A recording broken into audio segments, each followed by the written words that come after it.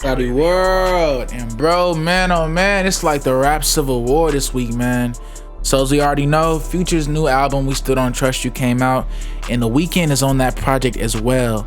Many don't know that The Weeknd was singing a lot of riffs in the background with a lot of Drake and Future's recent projects, but recently he's kind of spoken out and been real clear that he's team not Drake, team no OVO.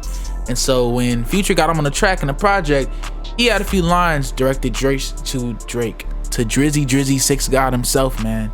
And we gonna break them down, dog. So as we go into it, it seems that The Weeknd had a lot to say. His first verse was this: "They could never diss my brothers. Baby, when they get leaks in their operation, I thank God I never signed my life away." Now this is a few different multi-layered bars, bro. The first basically saying that OVO is crumbling from the inside out.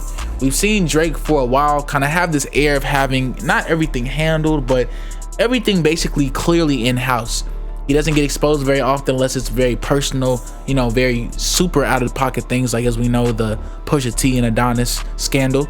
But that man Drake kind of keeps everything in the crib. Everyone produces for him, everyone engineers for him. No one sends tracks through deeper places like that because leaks happen everywhere. As we know, Playboi Carti, one of the biggest in the game, has more leaks than he has actual music out. Just to give you some idea about how leaks in music can really be an issue. And so when we go into it, this man Weeknd is really coming for that boy Drake clearly and at the nose, because as we know, OVO's been having a lot of issues like this for a while. Even about a year back, where OVO had an artist that was dating Coyle Ray at the time, and when they linked, there was apparently an issue that happened with Yak, Kodak Black, where Drake's artist hit that man in the leg, allegedly. But as we already know, Drake and Yak linked up after that, had to chill, kept it moving. But as we see, OVO's kind of been getting more rowdy, man. That ain't how they've been moving in the last few years beforehand, where when they were in their diamond powerhouse era, Party Next Door was in the OVO sweatshop, we saw some of their biggest hits coming out. Roy Woods was quiet, everything was working out. Yet as the louder OVO gets recently as the years go on, it's clear that there's been a lot of issues that are only just now being brought to light.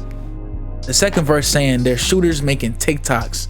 Now, this is real, bro, because we seeing right now that this man Drake seems like he's been the only one on his team or his side or whatever that's really being openly handling stuff, reacting to things, responding to things. It seems like everyone on his side, or the people that may be on his team, are staying quiet, kind of waiting for things to pounce and strike. Now we know 21 Savage is locked in, bro. Those two are just already on their timing, but it seems like Metro kind of split himself from that 21 connection, bro, which is kind of crazy because as we know, Drake and Metro, which is really what this is all about, no matter how deep this looks with everyone else, this is a real intricate Drake and Metro beef right now. Now, as we already know, Drake says, and honestly this has been alleged by academics and a few other people, that this man Metro has been pillow talking to a lot of these random women that have been in LA, kind of just saying how he truly feels about Drake, saying what he thinks about Drake, kind of speaking on his character, and kind of speaking on why he left him off for some of his bigger hits on his last album, which went crazy. And it kind of just shows you that with everything going on, that not everything looks how it looks.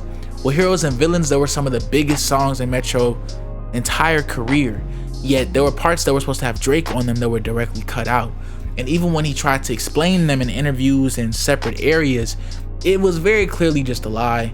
It didn't make sense. Some of the ideas about timing and waiting didn't make sense when we learned about other verses coming in after that time.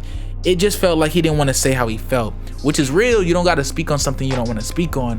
But when someone asks you a question like that and you just first idea is to lie, it kind of makes someone already assume and allude to what they pretty much already knew from the first place. Now, as things are going on deeper, we have to realize that when things in music and issues come to the music, it's already deeper than we understand. For it to be recorded, mixed, engineered, played through, put into streaming channels, waited days and days to release, things like that. When it goes through that many layers of major superstar level quality checks, we need to understand that the music and the industry and the beef already is simmered in. It's already here, and we're just reacting to everything on play. We're the audience. We're supposed to audience, you get me? So, going on further, The Weeknd dissing Drake on Future's All to Myself kind of signifies what we already knew about Drake for a while, which is no matter how big he is, Goliaths fall at any point in time.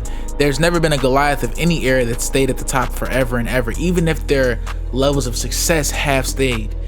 Even with Michael, MJ, the GOAT, we know how that ended, man. Even at the beginning and at the top, it gets lonely, bro. So when we see this man Drake, it's just kind of crazy to see that even though people feel how they feel about him, bro, shout out to Drake for not being one of these dudes that got a bunch of bread and is a super duper weirdo. From what we've seen, he corny or whatever, things like that. But his beef don't seem to be something on some deeply evil type of stuff. It just seems to be these dudes just going back and forth, most likely over a woman, bro. Now this man Metro, he a little different. Metro's issues with Drake have already been here for a while. They've been stemming for at least a few years. And that's kind of crazy because kind of giving you an idea of how this all relates to The Weeknd. The Weeknd was one of the first ones in the camp of OVO. When OVO was first starting off, The Weeknd was also alleged to have written a few of Drake's early songs that ended up coming into one of his biggest and most classic albums of his era. So when The Weeknd kind of left OVO, it felt as if there was a part of Drake in that first and beginning era that was also leaving. And it kind of gives you an idea of where The Weeknd's head was at, where he didn't want to become another Roy Woods, if some of you even know who that is. Or to give you a bigger, example, he didn't want to become another Party Next Door. Someone with immense talent, immense skill, and everything in between, but it just seems like they don't put out music. They were allowed to put some of their best music into someone else's career, and even if they're eating off of it and in a successful place and a part in time where they're handled and situated, they weren't able to establish and define for themselves. It was about OVO. It was about Drake. And now as we see Drake get bigger and bigger, it seems that all the superstars at that table, there seems to be bigger superstars than even Drake kind of understood. I don't think he even knew that the bigger superstar he had with The Weeknd and how big he was going to be. And it kind of shows you how life goes, where people could be that different with just one butterfly effect change. If Drake had treated that man different, gave that man a room to grow and the ability to be somebody that really highlighted and paved the industry forward, instead of gatekeeping and kind of allowing whoever he feels is the biggest or best to get through, maybe him and The Weeknd could have made something serious and made something special and kept defining and making the charts and basically being some of the biggest and best in the industry. I guess life shows you that no matter which way you go, you can have infinite different realities happen. But all we know right now is that right now with him and Drake, The Weeknd has one thing to say, and he stamped himself on it. So how will Drake react and how will Drake respond? ClowdyWorld, and y'all let me know in the comments, what do y'all think about this? Do y'all feel like The Weeknd is out of pocket? Do you feel like Drake is about to get what's coming to him? How do y'all feel about these disses that are coming out, and what do you feel like is going on for rap?